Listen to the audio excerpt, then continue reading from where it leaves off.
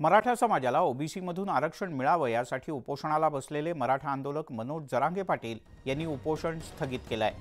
Saline लावून उपोषण करण्याला काहीच अर्थ नाही। मी येत्या 13 ऑगस्टपर्यंत सरकारला वेळ देतो, तोपर्यंत त्यांनी आमच्या सर्व मागण्या मान्य कराव्यात, अशी एक नवी डेडलाईन मनोज जरांगे यांनी सरकारला दिली आहे। दुसरीकडे सरकारचा जीव ज्या खुर्चीत आहे ती खुर्ची ओढण्यासाठी आता मला तयारी करावी लागेल, असंही त्यांनी म्हटलंय।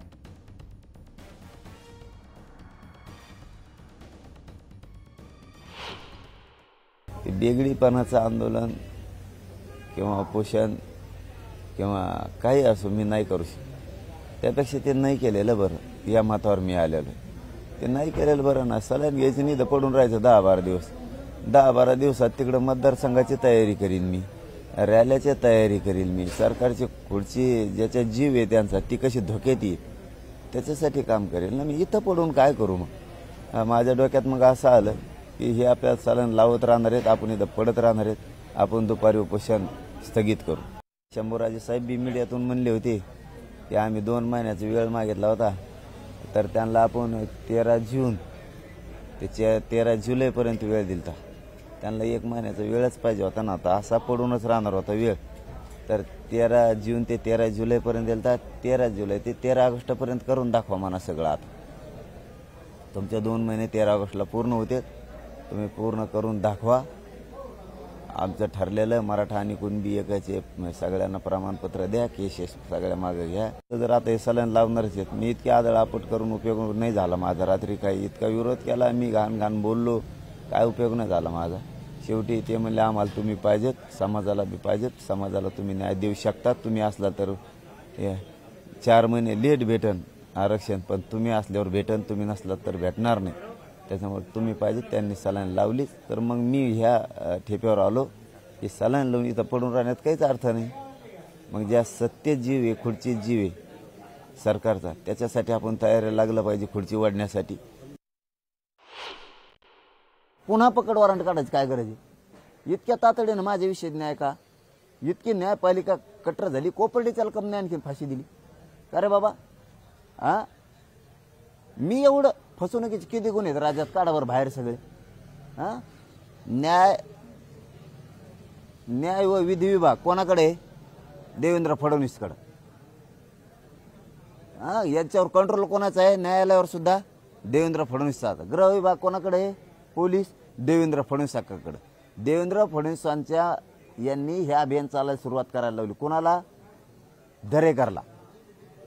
म्हणजे मराठा समाजाला आज या चॅनलच्या माध्यमातून मला सांगणं आहे, यांना मी या साईडत गुंतू शकत नाही। दुसरं गृह विभाग म्हणजे पोलीस खातं त्याच्याकडे, कोर्टाचं खातं त्याच्याकडे, म्हणून त्याचं सगळे ऐकतेत आणि तो जाणून बुजून आता मला याच्यात गुंतणार आहे। आता त्याचा डाव सांगतो तुम्हाला, तो मला याच्यात आत टाकणार आहे। आत कोणचे कैदी आहेत त्यांच्या हातानं मला आतसुद्धा मारायची, अशी रात्रीची आलेली माहिती मारायची। फक्त एकच सांगतो, कधीच भाजप सत्तेवर येऊन देऊ नका मराठा समाजाला, एवढं सांगतो। तुमच्या लेकरासाठी मी सगळ्या दुश्मन्या मराठ्यांच्या उचललेल्या आहेत। काय ती काय केस केली ते तुकडे पाडून द्यावा, आमचा तर भरायचा संबंधच नाही ते पैसे। मी जाहीर सांगतो, मी भरीत नाही, माझ्याजवळ भरायला 1 रुपया बी नाही। मी जेलला जायला तयार, माझ्याजवळ 1 रुपया नाही, माझ्याजवळ फक्त घर आहे माझ्या नावावर। त्या मी मीडियाच्या माध्यमातून जाहीर सांगतो, मीडियाच्या बांधवांना विनंती, माझं आजचं सगळं दाखवा। माझ्याजवळ घर आहे, त्या कोण आहे तो नाटकावाला, त्याला म्हणा चल ये तुला घर लिहून देतो माया वाटेल। मी नाही देऊ शकत, माझं पैसेच नाहीत, मी घर सुद्धा लिहून नाही देऊ शकत तुला, कारण मग त्याच्यात हिस्साच नाही। तरी बी चल छत्रपतीसाठी, आणि छत्रपतीचं त्या नाटकाचं बदनामी होऊ नये म्हणून मी माझ्या नावावर 1 प्लॉट आहे, ते जेवढ्या हजाराचा लाखाचा असेल ते उद्या सकाळी मी तो लिहून देतो, घे आणि तो पोरं चांगले कर, माझ्या पोराचं वाटळ होऊन ते कोण नाटकावाला आहे। पण हे असलं मला गुतागुतीचं काम करू नका।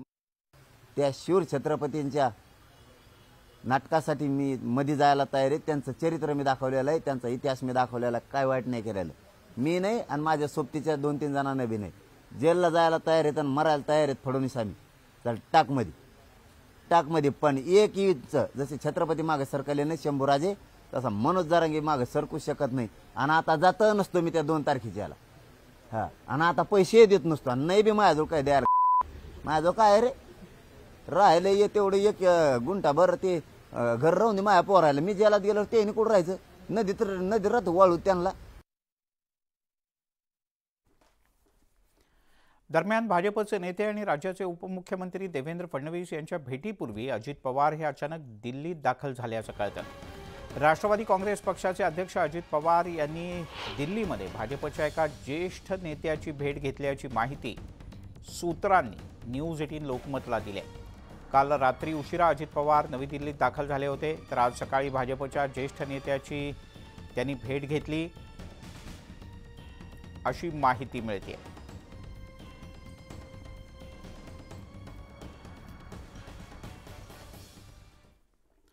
वळूयात पुढच्या बातमीकडे. विधानसभेला सहकार्य ठेवा अशी विनवणी भाजपच्या नेत्यांनी संघाच्या अधिकाऱ्यांना केल्याची माहिती आहे. भाजप आणि संघाच्या बैठकीत राज्यातल्या सध्याच्या राजकीय परिस्थितीवर सुद्धा चर्चा झाल्याचं कळतं. अजित पवार यांच्या मदतीची भाजपला गरज असून सध्या तरी त्यांच्यावर टीका करणं टाळावं असं भाजपच्या नेत्यांनी संघाच्या पदाधिकाऱ्यांना विनंती केल्याचं कळतं. या बैठकीला उपमुख्यमंत्री देवेंद्र फडणवीस, चंद्रशेखर बावनकुळे, आशिष शेलार उपस्थित होते, तर कोकण प्रांतातील RSSच्या प्रमुख पदाधिकाऱ्यांचा या बैठकीत समावेश होता असं कळतं. विधानसभा निवडणूक जवळ आल्यानं पक्षांतर्गत ताळमेळ ठेवण्याच्या दृष्टीनं भाजपच्या नेत्यांना संघानं काही सूचना केल्याचं सुद्धा समजतं.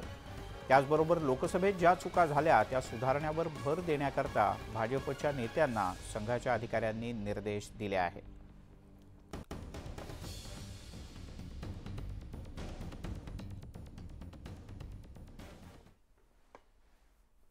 मंत्रिमंडळ बैठकीत निधी वाटपावरून खडाजंगी झाल्यानंतर महायुतीच्याच आमदारानं अनेक आरोप केले आहेत.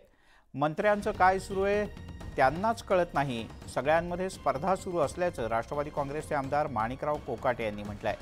मुख्यमंत्री आणि दोन्ही उपमुख्यमंत्र्यांनी बैठक घेऊन आमदारांची कामं मार्गी लावण्याच्या सूचना द्याव्यात अशी विनंतीही त्यांनी केली आहे. त्यामुळे महायुतीत मिठाचा खडा पडला असल्याची चर्चा सुरू झाली आहे.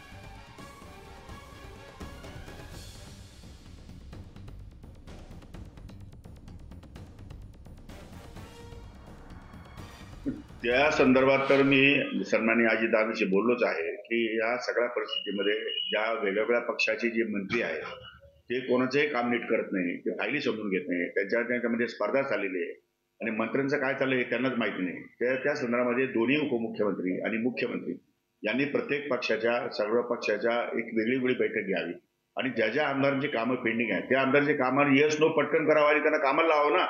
कशा करता वाट बघताय, निवडणूक जवळ आली आहे आणि जर यांनी असे नखरे केले, आपसामध्ये भांडे आणि निधीवर जर एकमेकांचे फायदे अडवण्याचा प्रयत्न केला तर भविष्यकाळ हा सगळ्याच्या दृष्टीने वाईट आहे. त्यांच्या दृष्टीने आहेच आहे, आमच्या दृष्टीने आहे, पण सगळ्या दृष्टीने वाईट आहे. आम्ही तर मंत्री मिळणार नाही, त्यांना तर काहीच मिळणार नाही, रस्त्यावर यावं लागेल.